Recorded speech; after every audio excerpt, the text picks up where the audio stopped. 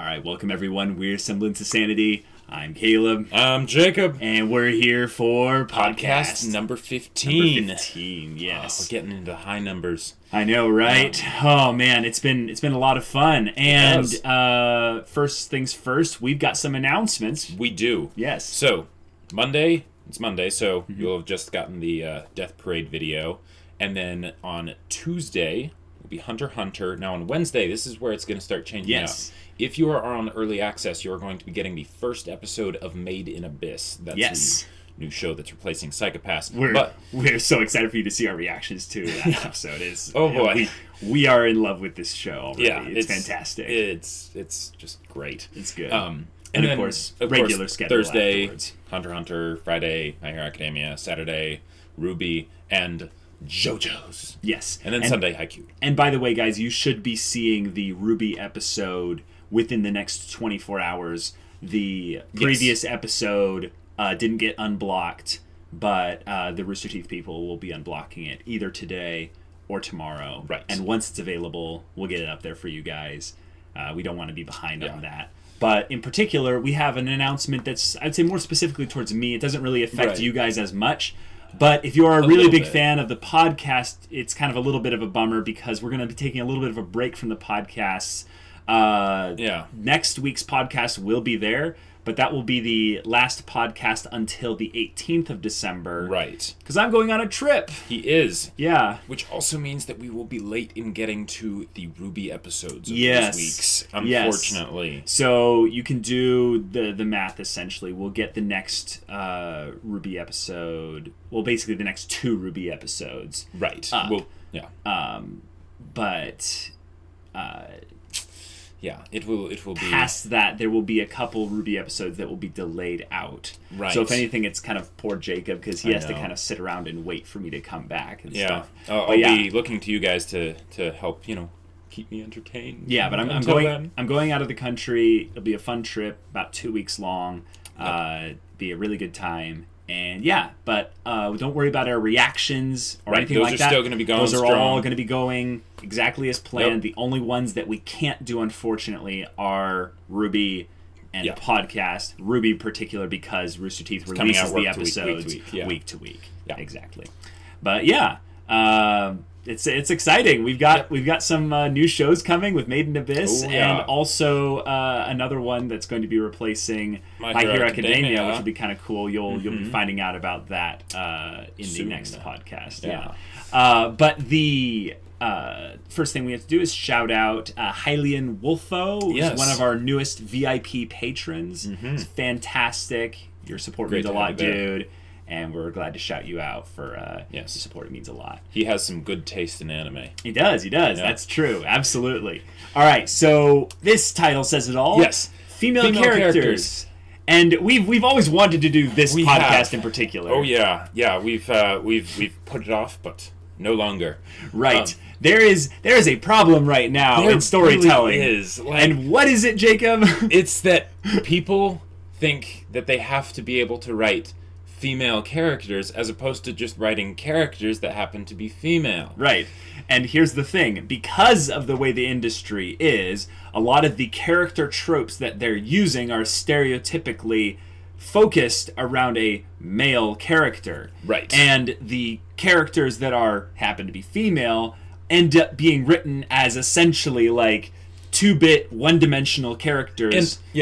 And not all the time. Not all the time. Sometimes they will give them a lot of focus, but a lot of times, even when they give them the focus, it's for the wrong reasons. Right. And exactly. You can tell when they do that. You can absolutely tell. Yeah. And I'd say one of the the curses of kind of looking behind the curtain with regards to how characters are written is you end up seeing that it's not just a female character problem. It's a male character problem as well. Absolutely. It's the idea that the way characters are being written is more to convey something about the message of the story or some element of moving the plot along rather than actually making a story that's character driven. Right. Thereby the ones that suffer the most are the ones that get written the least. the female characters. Exactly. Yeah. And not to say that it's bad to have characters that are written in tandem with like the plot and the themes and everything. That's really good. But you can't just have that. Right. It's become a thing where we are inundated now with those types of characters. Exactly. To the point where the industry, as far as like storytelling and media and stuff, is crying out, please finally give us some real female characters. We've seen people in the past make great ones, like Joss Whedon's made some fantastic female characters. George R. R. Martin. Or George R. R. Martin, and we're going to call out a specific set of those.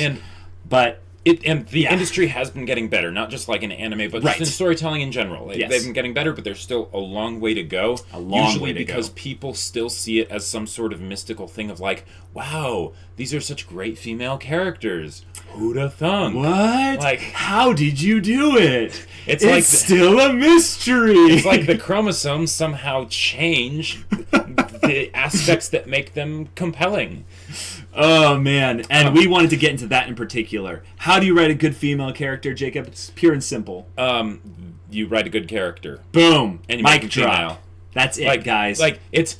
Like, okay, there was a point, like a long time ago when I was asking this question a lot, and I would ask a lot of the girls that I knew, like, and even my friends, like their sisters and stuff, like, okay, like let's figure this out. And one, my best friend's sister in particular sent me this really like good message. It was like, hey, advice on female characters. Wall of text. Walls of text. Yeah, and it was really good stuff. And one of the things that she said a lot of times, particularly nowadays, because people are moving away from sort of the damsel in distress trope for female characters. They're moving towards the strong female characters. And people will focus on making a strong female that is a character rather than a strong character that is a female. Right. And that doesn't mean that you have to have all of them be pillars of like mental fortitude, but it's the idea that they're a strong character, they're strong in who they are as a person. Right. Weaknesses and everything, and they happen to be a female. Yep. As opposed to saying, like, we need to make sure that we have the badass female character in here to make sure that we're not, like, making them seem weak or, those sorts of things. And right now you'll see that every once in a while where they check off the trope of the badass female character with no actual depth to them. Exactly. And it's a Band-Aid. And I really feel like we as the viewers have done a good service to the industry by helping move them in the right direction. But we need to keep hammering it home that we won't accept characters, male or female, that basically are box checkers. Yep. So when you're going to a TV show or a movie or stuff like that, and you're getting your form of escapism and stuff, but you have that part of you that's really passionate about good storytelling, make that part known specifically with characters, because we are actually seeing good change in that regard. Give credit where credit's due, because there are those gems that are out there, and make sure that people realize just how appreciated those are. Yeah. Because they're really too rare. They're too rare. Like, unfortunately, there's so much content being, I just say, pumped out there that they're either the few are getting drowned out amidst the masses of others that are just kind of samey and you've seen them all before, or there are some good ones out there, but they're just not given the proper focus and attention and that they deserve. And a lot of times they're raised up as if it's this amazing thing, when really that should be the standard. That should be the standard. Exactly. Like, yeah. So we don't have like just like one of each of our like absolute favorites. We're actually going to be going over a lot of them today, and talking about the strong points of like, okay, why this one's good, maybe why it isn't as good, like what they could do better. So, do you want to do one first? Or do you want me to? I think we should both tackle Game of Thrones in particular. Yeah, because there's a lot of favorites that we have in there. But one of the things I know that you have a lot more knowledge of than me is book knowledge. Yeah. And there's a lot of things that could draw in from that with regards to specific female characters that get more character depth in the books than they do in the shows. And one of the things I want to give a shout out to with Game of Thrones is that they, and I think this is one of the things that people recognize, even if they can't like pick it out, is that it's not that the characters are strong female characters. It's that there's a variety of characters, so that they actually feel like if there were a bunch of different people, this is what they'd be like. Right. So you would have, you'd have the occasional Brienne of Tarth, right? Right. Who's just the badass swordsman and they're awesome. And then you'd still have characters like Sansa. Mm-hmm. And Sansa is like straight up damsel in distress, but she owns it. She does it well. And because of the situations she's in, they take it seriously. Right. It's not just some check box, right? And then you have Olenna Tyrell, Marjorie Tyrell. You have the Cerseis. You have like okay, you have Cersei. The Ygrittes. You have you have the Daenerys and Daenerys. Yeah, Cersei is one of the ones that I would say I'm really glad that they did, because Cersei is manipulative and evil and she'll seduce people and stuff like that, and do all this crazy stuff that if it were, say, in an anime, I would be like, are they really doing that to have a good character, or are they doing that or is all like the seduction and stuff and like the incest and everything? Temptress trope? Is this the temptress trope, right? Yeah. Or are they actually doing the character justice, treating them as a person?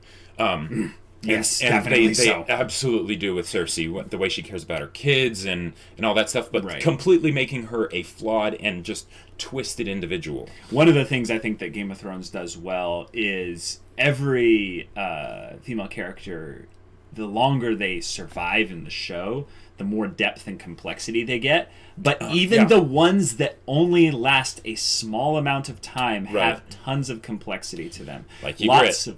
Yes, Ygritte. I know Ygritte was one of your favorite... Spoilers. No, I know was one of your favorite characters as far as things go. Yep.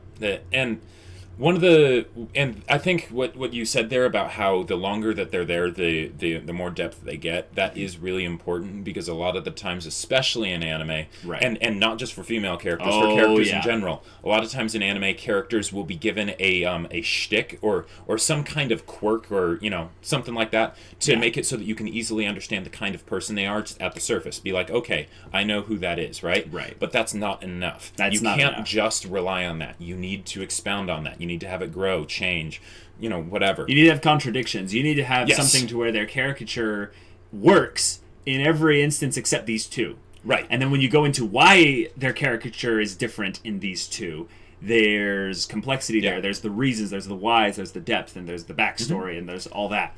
I would say that one of the things that a lot of people are doing nowadays is, I think it's good, is they're making a point of showing female characters on like an equal like power ranking, so to speak, within the story as the male characters, and it's like, oh, fantastic, that's awesome. Game of Thrones does this as well.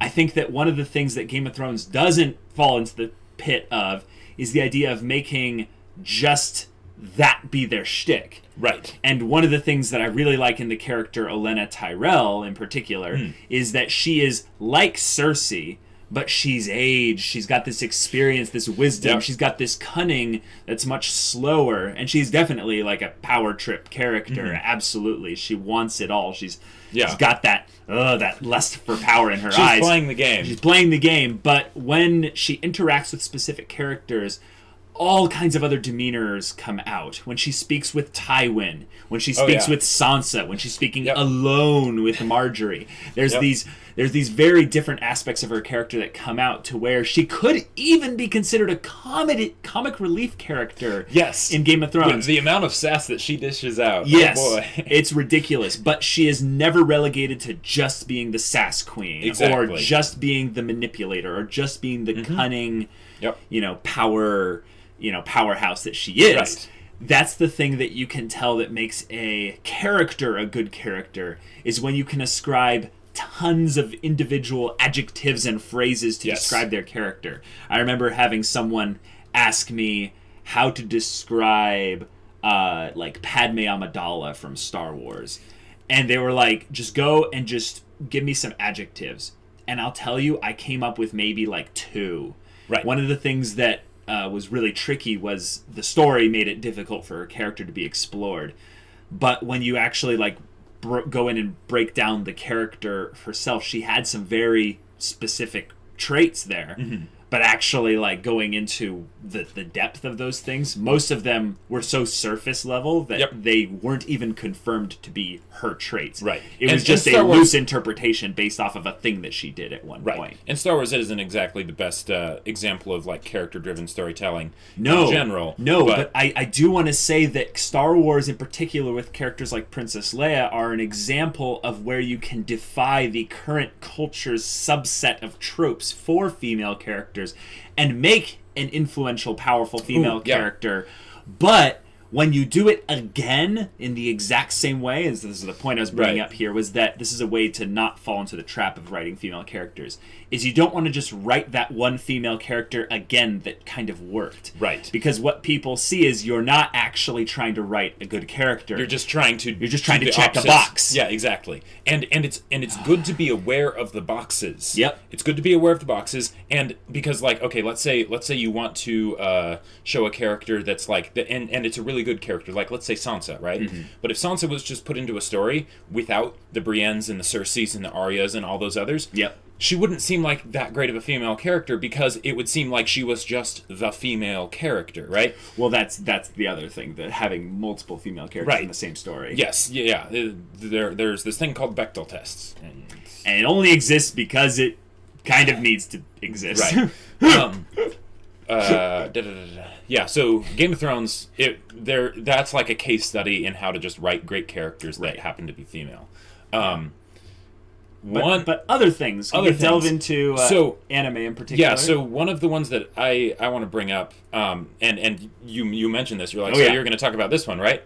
Black Lagoon. Yes. So Black Lagoon, I would say, has some fantastic characters that are female. One of the issues that I have with it, though, is that if you look at the female characters in the show, they set them up very much to be the female characters. Yep. A lot of it, like, okay, so the only two really that I care to think of, but Revi and Balalaika. Yep. Revi is one of my favorite characters out there. She is absolutely set up to be the sort of the fan servicey best girl, sort of main character. But they did give her the amount of time, even if the attention that they gave her was not necessarily just to make a good character. Right. That's true. Maybe a bit more for advertising and selling merchandise. Yeah, and that's a real thing that I feel like some writers and creators, they're looking at this from the standpoint of, we're doing a little business thing here. We need to make money, and one of the we'll get into fan service eventually, but that's a very real thing that people are trying to juggle with. They're like, okay, I need to hit like at least a 10% fan service aspect of this character, but I'll make 90% of them like a legit character with good dialogue and motivations and flaws and struggles and all those other things. But it's like, put a little bit of and it's not that you can't have those things, because very true. Take Cersei, like, absolutely would, if she was in an anime, she would be considered the temptress, like, fan service character, but she's handled well, so we're able to excuse those things, because a lot of times when it comes to sort of the female sexuality, a lot of times it will be either something that feels like it needs to be ignored, or something that needs to be focused on specifically for that to there's no subtlety. Exactly, there's no subtlety, and I feel like we have no real place to go into the depth of that whole aspect of the female characters, so we're not going to. Yeah, but subtlety, when it's handled with great execution, is where we get a lot of these Game of Thrones characters. Yeah. Like the subtle sexuality with Brienne of Tarth between Jaime Lannister. Yes. Yep. In like the bath scene in particular. Yep. There's that subtle aspect where you go like, oh, there could be something here, but it's like there's not really anything there right now. Right. But they do not exist to be the romance characters for each other, but there's definitely, like, wait, hold on a second. Hold on a second, wait. And I absolutely will ship them to my dying breath. Absolutely. So Balalaika, though, is not like Revi. Balalaika is not like Revi. One of the Revi, I would say, was definitely like the show was practically created around Revy, and then the idea of the themes that they wanted to have between her and Rock. If you haven't seen Black Lagoon, I highly recommend it. The dub's great. But then with the first season at least is pretty the first good. season. If you don't like the first season, you won't like the second season. Right. So just watch the first at least. Yeah. But with Balalaika, she gets a lot more development in the second season. But she's a mobster, and she's great at it, and she's terrifying. Yes. And in a lot of ways, she might maybe be overplaying the I need to be ruthless and stuff because otherwise people won't take her seriously, right? And that's something that you can get behind. You're like, in this sort of situation that sort of makes sense. Plus she's from the army, and and this is the other thing. Yeah. She has basically her own personal army that follows her around. She's awesome and badass in her own right, but it's the fact that she has other people who basically, like, she acknowledges them to be badass. She acknowledges them to be badass, but there's not just the other people that see her as like, she's a badass, like sort of afraid of her kind of a thing. Right. But then she has the other people who respect her. Yes. Like, these are her squad. These are like her boys. And even though they get like no development whatsoever, other than the fact that they're like ex-Spetsnaz and they're badasses. Right. It does a lot to show that, hey, she can have her own like independent story, goals, and things that she goes towards, and she'll, and it's not the fact that you're a female, so you can do it, and no, it's the idea of what connects us all to characters in particular is a struggle just as much as what connects us all to other people is the idea that when you see someone with their struggle, their story almost, you go, like I know what that aspect of that emotion of that bit of their plot is like. And you can really get behind that with a character that's, like a total amoral, like ruthless killer, right? Because they still have their struggles and goals and motivations and such. Yeah. But then also you got to shout out that like there is a real aspect of the rule of cool carrying a character regardless of their gender. Yep. Because Balalaika, when she starts speaking, listen. It's complete rule of cool. It's so good. Yeah. I would say that actually watching Black Lagoon in the dub specifically for Balalaika's voice acting. She does a good job. Yeah. So good. And again, it's one of those things where from the sort of the original like inception of her character, it might have been because they wanted to have like the commanding, take charge, woman who's matriarch kind of character. Matriarch, dangerous, person. Because who doesn't love a badass mom? Yeah, exactly. She's I've never heard Balalaika described that way. No, that's what kind of the matriarchal leader can get sometimes relegated to. Yeah. So I want to that is definitely a new spin on the badass mom. Right. Wow. Okay.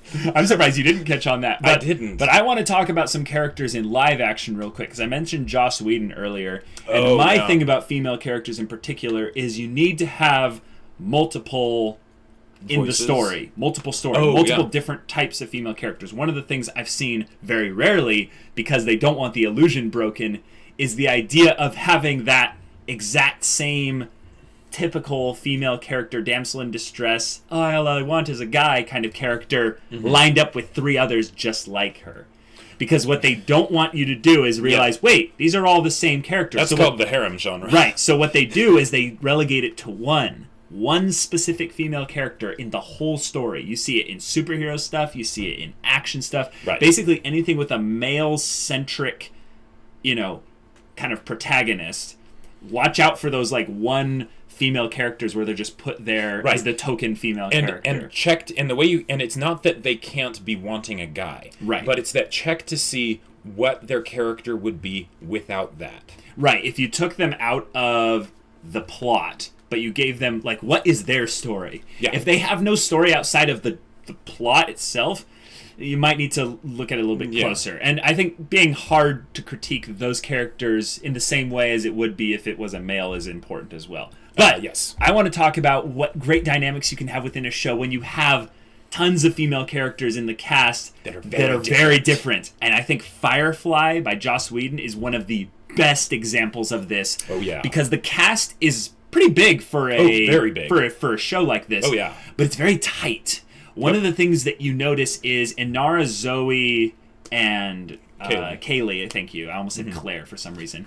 Kaylee are all existing in this semi-tight space of kind of the ship's set, but their goals, motivations, likes, dislikes, stories that they carry, or personal stories, are very separate. Oh, yeah. The idea that they weave in and out amongst each other like very consistently is fantastic, because you get Zoe, who's kind of the soldier. She's the wife. She is loyal. Yeah. She has a lot of heart to her, but she carries a lot of pain from the past and such.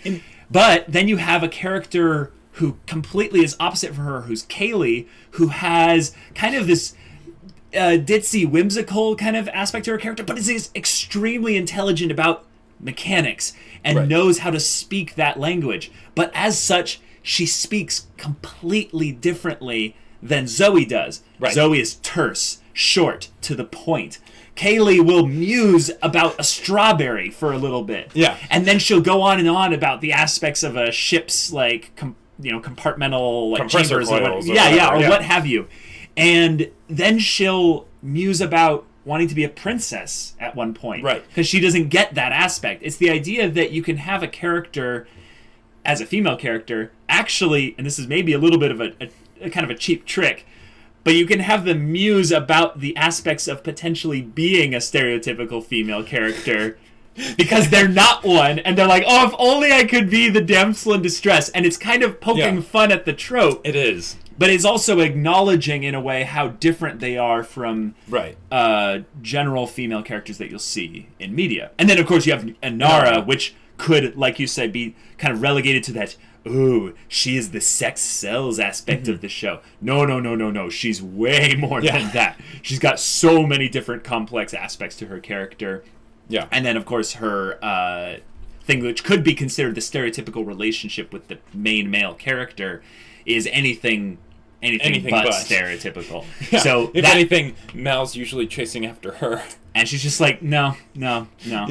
It's just great. Yeah, and it's not even in that kind of, I want to see her, and then she kicks him in the face kind of anime trope thing. No, this is adult stuff. It's pretty good. And one of the things I also want to point out about Firefly is that when Joss Whedon made all those characters, he didn't completely ignore the sort of the check boxes. There are aspects of each of those characters that could fit into one of the check boxes. Inara being the sort of the sex appeal, Zoe being the badass, and Kaylee being the sort of the bumbling, just sort of adorable one. She'd be the she'd be the kawaii girl. She'd be the kawaii moe Jesus. Of the. If it was an anime, if it was an anime, but they don't keep the characters just to that. They have that be one very small aspect, and then they expound upon them and they give them so much more, so that they actually feel like real people, even down to when they're talking. None of them talk the same way, and that's a Joss Whedon. That's a Joss Whedon thing where he's just great. And it's the same with the guys as well. Is that their dialogue in particular comes out in completely different ways. Not just based upon their gender or even their role within the ship, but little aspects of their personality, their sense of humor, all kinds of other things as well. So I got to give props out to that show, even though it was rudely canceled by Fox. I never forgive them for that. But unforgivable. Watch that show if you haven't. It's great. It's fantastic. It's great. But I wanted to bring up my favorite show in this mix because I feel like it exemplifies this dynamic that I'm talking about. Is, of course, Avatar: The Last Airbender. One of the things that's funny about Avatar: The Last Airbender is if you watch just the first season, the female characters are very stereotypical. Yep, there's one of them, and... Well, there's Suki, but yeah, she's literally there to be the love interest for, a specific episode. Her name even means love. And teach a little bit of the... kind of knock Sokka off of his little bit of a sexist train that he's riding on. But... once they get into Season 2 and Season 3, you see some very complex female characters come into the forefront. You have the protagonists, primarily with Katara and Toph, and they butt heads constantly. Oh, yeah. There is not an aspect of it where it's over a guy or anything. It's just the fact that their personalities aren't the same. Right. So they have they have problems with each other. Yep. They're polar opposites, but they come together over their struggles, which is just fantastic, and their weaknesses and such. But then you have also a very, very clever dynamic by introducing kind of what would be considered the femme fatale trio in the villains, which is Azuka, Mei, and Ty Lee. Azuko. Wow. I am never going to let you Azula, Mei, and Ty Lee. Shut up. So, Azula, Mei, and Ty Lee, they could be considered kind of like the Charlie's Angels, kind of the femme fatale trio. But they each come into this with their shtick. But as the story evolves... As the story evolves, each one gets depth, and they start to interact with each other differently, and they grow. I think the thing that Avatar does, even in a way, better than Firefly does in some way, because it has more time, it is able to have their female characters change.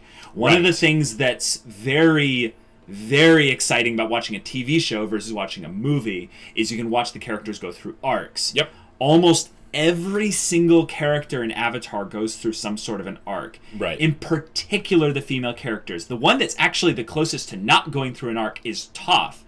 But that's because Toph's arc is relegated to a much shorter amount of screen time. So she does go through a maturing and more of a tempering of sorts. But of course, she is also carried by the rule of cool aspect for her character. Yes. And one other important thing to think about: the arc aspect. You know, Firefly wasn't able to really do it, but Joss did not forget about it, because if you look at Serenity, each of the characters will show different aspects of themselves, so that in a lot of ways they almost seem like different people. Yes. But it's it's because there's that little bit of time skip there, and it's just they handle it really well. But yeah, I would say that it's not that they don't do arcs in that show in particular. It's that it's only 13 episodes, and it's a pretty decently sized cast. So the ones that do go in arcs are much smaller arcs. Right. They're definitely noticeable if you look closely. Yep. But they're not as big as the Avatar. One other character that I want to make mention of. It's from a show that you haven't seen yet. And I know you have to mention this one. And I have to mention this one, but that's Holo from Spice and Wolf. Yeah. Now, you talk about her so much. Oh, yeah. Spice and Wolf, one of the things I love about it is that it just focuses on the two main characters, Lawrence and Holo. Yep. Now, that alone is a ballsy move for a show. Very. Because you need to have really good characters and really good interactions if that's the only interaction you're getting. Because, think about it. Other than, side characters that show up episodically. Because even if you had just 3 characters, then you have 3 times the interaction combinations. Yep. And Holo's a pretty meta character too, if you think about it. I can't wait to watch this show. She's amazing, but she will be aware of the sort of the tropes for female characters, and she'll even mention them when she'll be talking to Lawrence, and sort of poke him about it and be like, "Oh, you wish I was more a maiden, that is just useless without the man," and she has so much personality, so much sass, and she does grow and change as a character as it goes on. It's not as obvious as with some, but it is just handled really well, because again, Spice and Wolf basically revolves just around the character interactions, because the actual plot is economics. Right. So. Yeah. So the plot might need a little bit of help in that regard. Well, they still handle it just great. You'll okay. When you get around to watching it, you'll see. Okay. But Holo is an absolutely fantastic female character, and she does not deny the sort of the she can get flirty sometimes. The subtle sexuality. Oh yeah. Well, and sometimes she'll specifically have it not be so subtle to mess with people. Oh, sure. But they handle it just so well. I think that's the other thing, is having contradictions in your characters. We talk about this a lot with all of our characters that we are fans of. Mm-hmm. But having it specifically be a thing with female characters really helps get people out of the thought that this character is there just to have their shtick. Yes, because unfortunately, that's what people are used to a lot of the time. Yep. So, help change it up. Keep them on their toes. Yeah, it's an aspect where in characters that people love, you'll see in general the people that end up like the fan favorite of a show, I can spot them like a mile away because they have that really strong contradiction. Yep. It's kind of like why I think Bakugo is the fan favorite of My Hero Academia. Absolutely. Is because he is a dick, like, to the core. Like, but the thing is that he might not be so much of one to the core. It might be just a thing that he's doing so that he can get to the top. It's the aspect where you get a character that has such a strong contradiction within their character. It's like Revi from Black Lagoon. Yes, absolutely. She is absolutely hard and tough as nails, and will kill anyone that gets in her way. But she has a soft side, and it will take some time to get to. But once you get there, these are night and day. And that contradiction brings out the complexity. So one other one that I forgot. Other one? Yeah. Okay, Tangled. All right. Oh. Tangled did a dual main character. Disney, yeah. No, because this is the thing that Tangled did so well. They made it so that while the main arc was about a princess and the dashing dude and how they, come to fall in love and stuff. They each have their own very unique, very separate story arc that they go on across the course of the movie. And one of the reasons that the romance in there works so well is because the story arcs are intertwined and they help each other grow. Right? But if you were to take them and separate them from the other, they would still be their own person. And they would have their own story that would happen naturally without each other's involvement. Yeah, even if it might not be quite as special. Yep. Yeah. It's pretty cool. But yeah, that's female characters. We could go all day about that one, but we respect your time. So now we're going to go into the Q&A section of the video. And first question comes from Zale4237. It asks, do you think openings are an important element of an anime, and what are your favorite ones? I would say yes. Absolutely. I think that openings, if anything, set a very powerful tone for what you're going to experience next. Yeah, they basically hype you up for it, because you need to be, audience expectations are very important with the story, and openings are a great way to set that. I don't understand why Western shows don't seem to do that as much. That's not true, Jacob. Well, they do it. The really popular, high-end Western shows have fantastic openings. Like Game of Thrones, or... even a show I don't really like as much, but it's pretty popular, The Walking Dead. Like, when you hear that music, that music is good. It sets you into the mood of, I'm about to watch The Walking Dead. Yes, that's true. There are other shows like Breaking Bad that do that as well. It's not necessarily a true opening. It's more of like, Man in the High Castle. Actually, there's an Amazon original series that if you guys haven't watched it yet, it's called Man in the High Castle. The opening of that is amazing. Chilling, because I found it practically just for the opening. Can we talk about that just for a second? Cognitive dissonance is contradictions, like we were talking about in characters, but that one has the song Edelweiss that you might have heard from like a classic, The Sound of Music, but it's offset by the visuals of showing something very chilling. I don't want to say what it is, but the visuals don't match the audio, and it's played with this very beautiful, soft, feminine voice, and it's so gorgeous.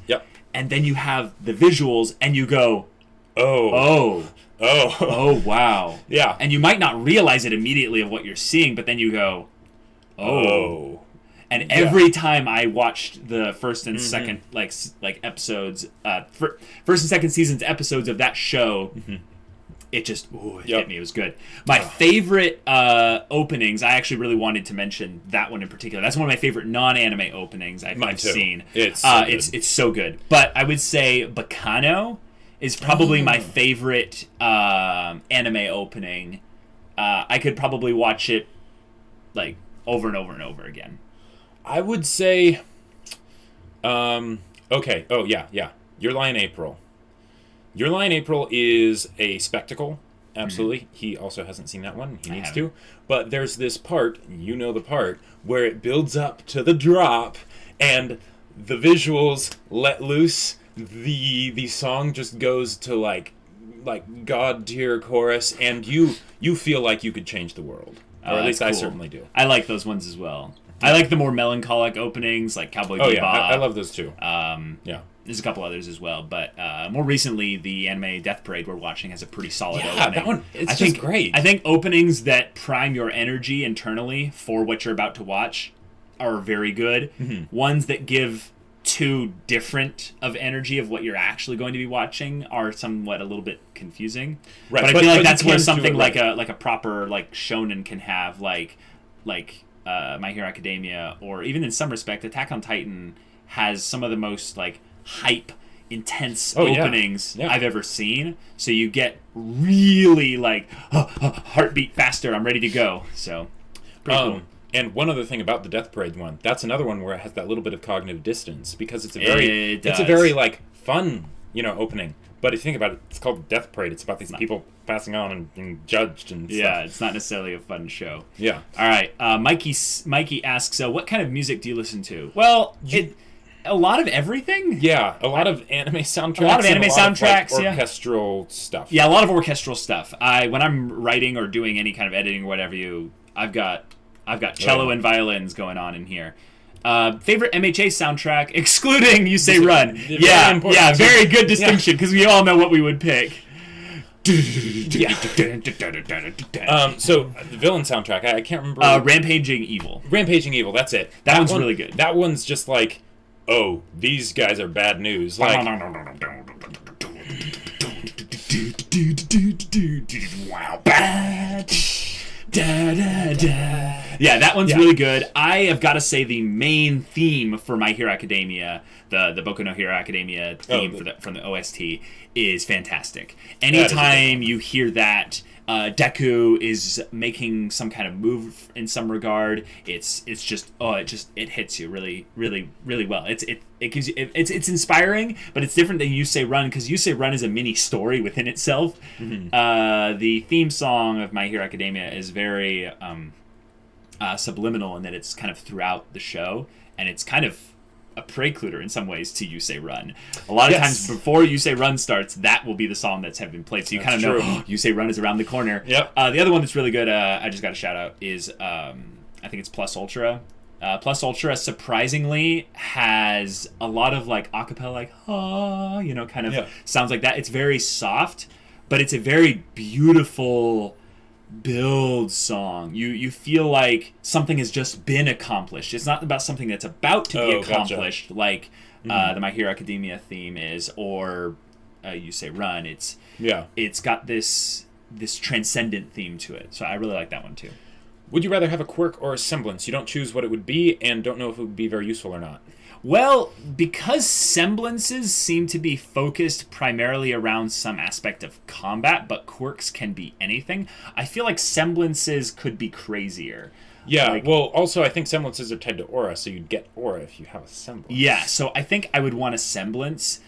Quirks in general aren't necessarily as powerful. Right. Okay. Mm-hmm. I would also want the ability to have some control over my soul in some way.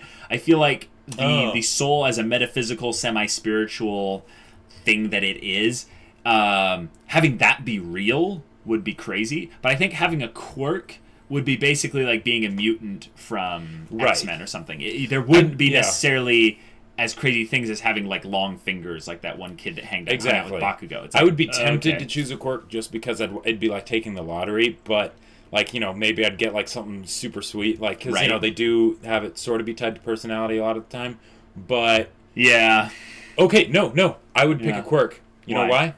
Because that'd mean I'd be a first generation quirk user. So you would pass it on biologically, right? But more importantly, that it would mean that I would be at the first generation level of quirk. But because our parents don't have quirks, and first generation quirks are generally way better. But there was a baby born that just shone light. That'd still be that was cool. The first quirk, as far as but. Yeah, okay. Well, that's a good question, though. That's good. We came up with different things on that. Little Duck, of course. I love your questions. What are your guys' thoughts on the abundance of anime that have 1 or 2 seasons but are incomplete? Do you think anime studios should change their policies to avoid this? Yes. Yeah, I think that we need to have basically a little bit less risk taking in some anime. And when you're prepping for a thing with some proper stuff to adapt from.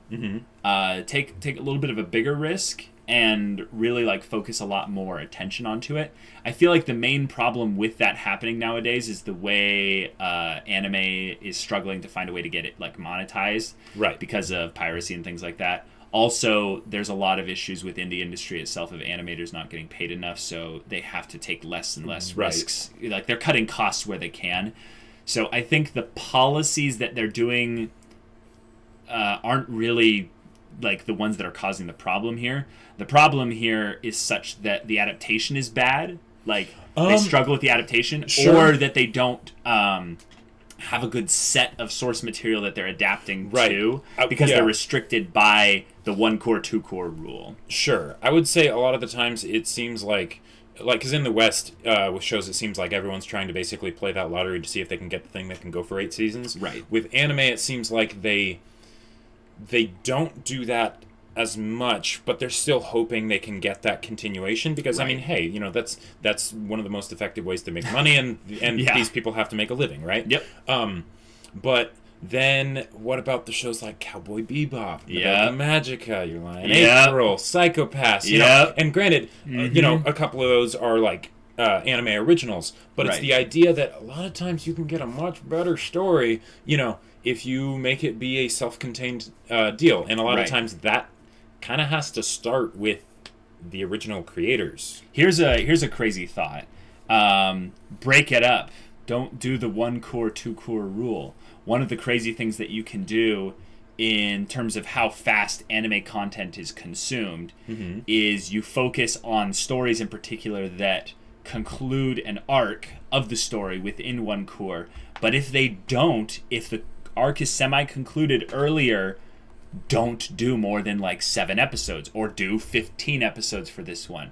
Focus on because everything is moving online, you don't need to worry about the weekly release schedule of sorts. I mean, they probably still do. No, they do that, but I mean the idea that they're not trying to fill a time slot on a TV channel. Right, which also means that it would be easier to avoid filler. Yes, another thing I've seen some do, not well, mind you, but they're moving in an interesting direction, is releasing parts of the season at a time, infrequently over like every other month. It's the idea that you have a consistent release of a mini package. So you'd release like 4 episodes a month of a show, but you release them in a package altogether, or release them in every like 6 weeks or so. That's still an episode every week or so. But then you give it that time for people to just kind of go, boom, there's that, and they go, whoa. What shows have you seen that did that? I don't think there are any I've seen that done that, but I know Castlevania, I think, was trying to do something like that. Oh. I heard that they put the 4 episodes out, and it was basically like a test. Sure. Yeah. And what that is that gives the anime creators the investment to build into a new IP and get some good reward from it. Right. But they don't necessarily have to spend as much time on that. Sure. And maybe what it can focus on is saying like, hey, like kind of how TV shows are done nowadays is they'll bring a pilot to a focus group and say like, hey, do you like this? Does this work? And they say, yes, we like it. Stamp of approval. That's basically what Little Witch Academia was. Yeah, well, then they go do 12 episodes from that. And then if that works, then they go and do more. I'd say make that pilot 2 or 3 or 4 episodes long. Have it be a mini like movie of story. And that'd be what you can do is you don't necessarily have to have it be tied to the plot necessarily that it's going to continue on. You can have it focus on the characters. Like, wouldn't that be crazy? So starting with filler? No. No, starting with like a foundational story about a character. And then they continue that story with that character being the main character in a overarching plot. For an anime original, that could absolutely work. I agree, yeah. Yeah. For an anime original. For adapting other material. No. I agree. It gets a little bit complicated. Okay, so I love your questions too. You always ask questions. So regarding novels, how do you write good detail without taking away from the action?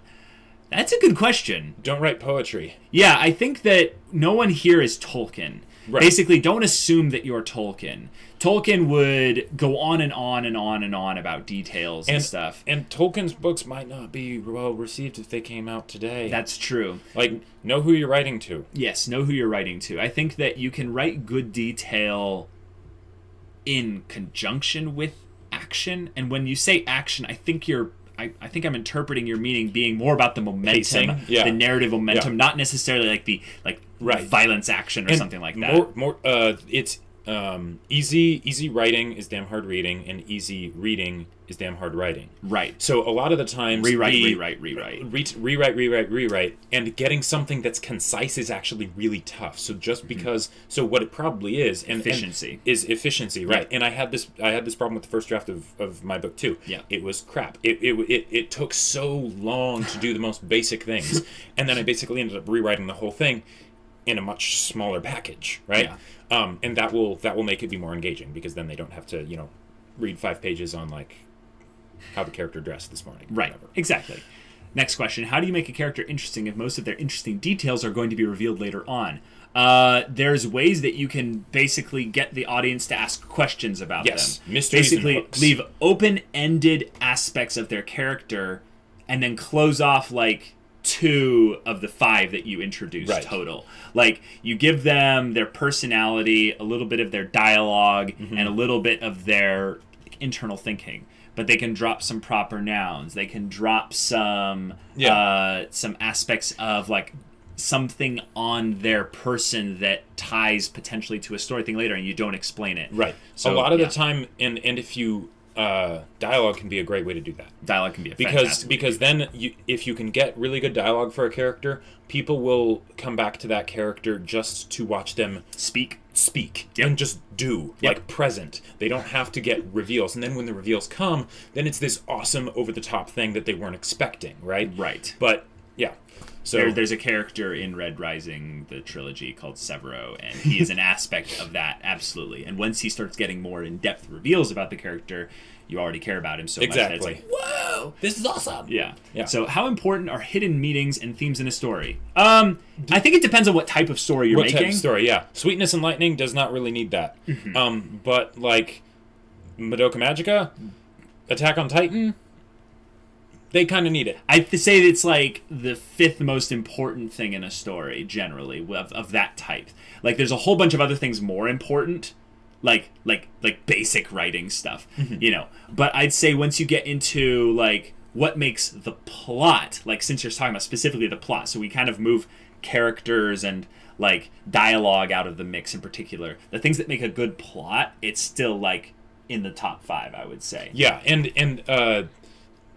That's why Sweetness and Lightning doesn't need it, because it doesn't have a plot. Well, and if you think about it, even with something like Sweetness and Lightning, it will still have themes or motifs or whatever, but they won't be hidden, because it doesn't need to be hidden in that case. Right. With other stories, having it be hidden, having there be that mystery is one of the biggest aspects about it, and you need to have it there. Right. We started Made in Abyss recently, and that is riddled with hidden meanings and themes. Absolutely. And because the story is centered around mystery, it needs it even more. So the fact that they're going overboard in a good way on that is important. Right. So know what type of story you're making, and then choose, I would say, whether or not the themes need to be hidden at all. Right. And then just put some themes in there. I think generally a more intelligent story has some themes in it. Yeah. Even if they're not hidden, you'll find themes in every story. Themes are generally a good idea, because it makes the story sort of make sense as a whole. Right.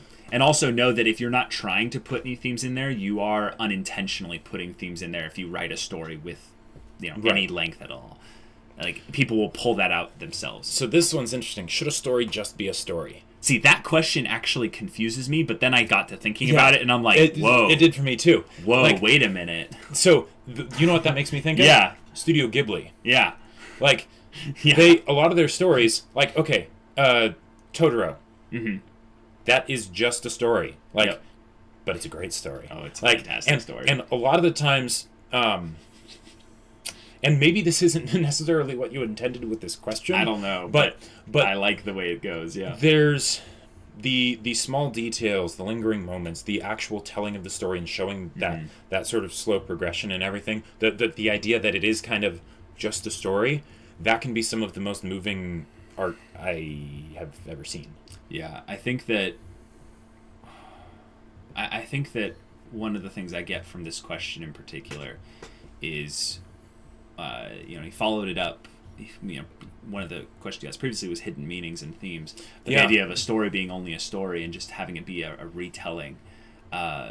One of the things I've found a lot recently is when you have the story be kind of a thinking back on and just kind of telling something as it happened. Mm-hmm.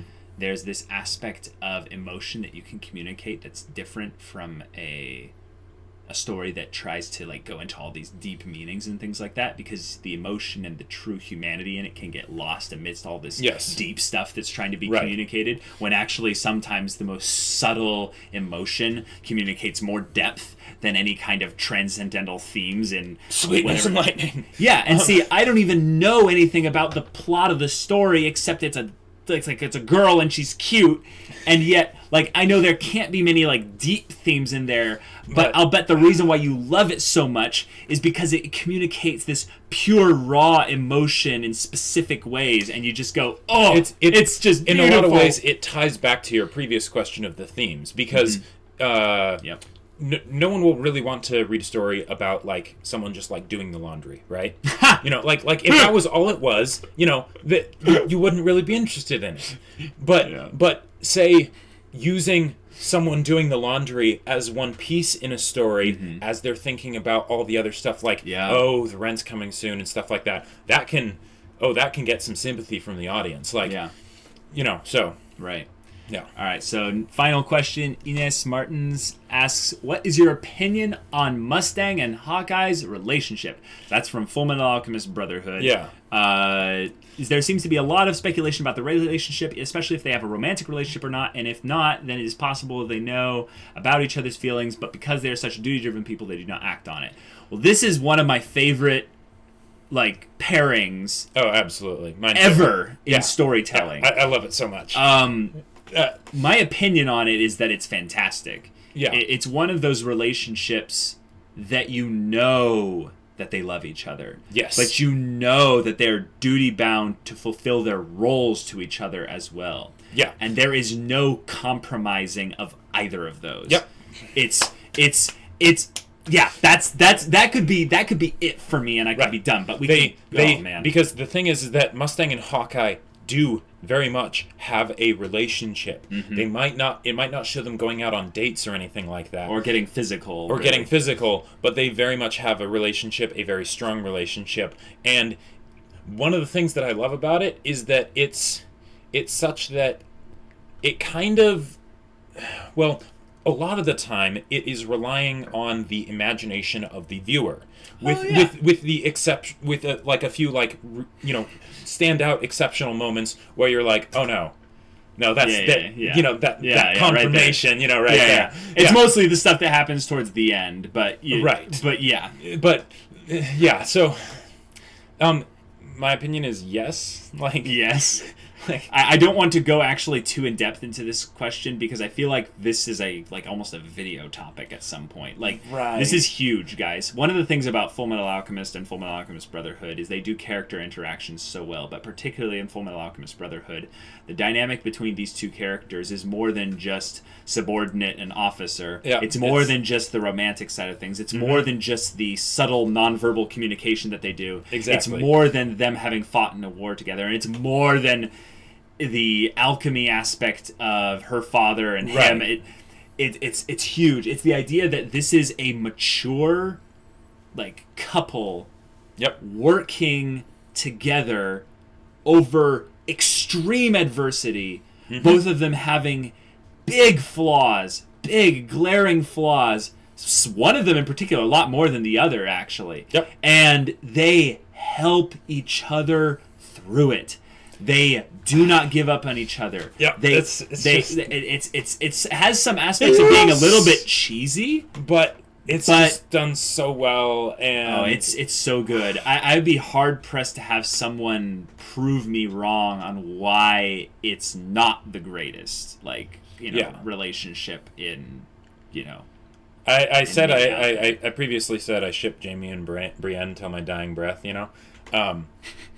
this is another one. This is like a level beyond that too. Well, also because there's actual like stuff going on there as well.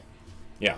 So yeah, fantastic stuff. Yeah. So that's the end of the questions. Those are some great ones. Great questions, guys. Thank you so much for sticking around to the end of the podcast here. Yeah, I think this ended up being a little bit of a long one. It's a little bit of a long one, but it was important. Female characters, man. Absolutely. And if you want to support us, go check out our Patreon. Link in the description below. I haven't ever done this, but we're getting a lot of people following us on Twitter and stuff. I try to keep a constant flow of stuff going up on there. I will be able to keep, at the very least, in pseudo contact with you guys on my vacation. There you go. Through Twitter. So if you would like to keep up with me a little bit when that's going on, I'll be posting things to the Twitter. So check out that in the link in the description below. Yeah. And we'll see you all later. But until then, we're Semblance of Sanity. I'm Caleb. I'm Jacob. And we'll see you all next time.